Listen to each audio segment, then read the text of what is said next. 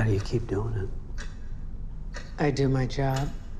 Bernadine Williams is the warden of a prison that still carries out death sentences. She witnesses an execution that goes wrong, leading to the dying man suffering unduly. Shaken, she moves forward with planning the execution of another inmate, Anthony Woods, who protests his innocence.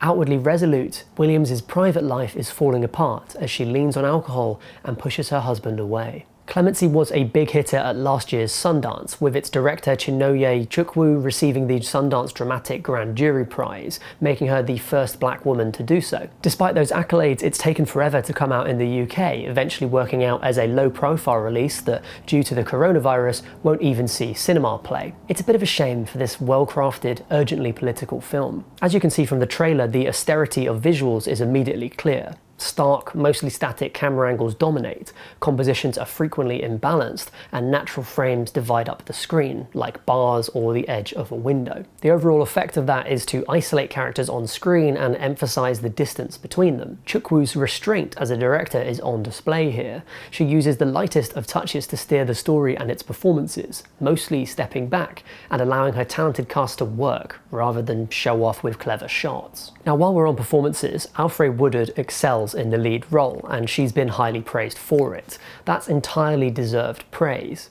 Although it may seem like an issues drama, in many ways Clemency is much more of a character study for the warden. She's kind of in two halves. She carefully and considerately argues her position in public while desperately trying to remain human in her private life, and balancing both of those desires proves ultimately to be untenable.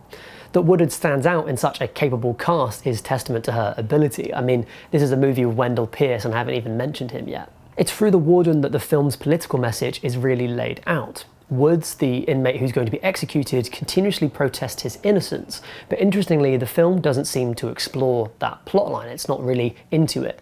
Instead, it very forcefully makes a point that regardless of somebody's crimes or lack thereof, institutionally enforced execution is wrong.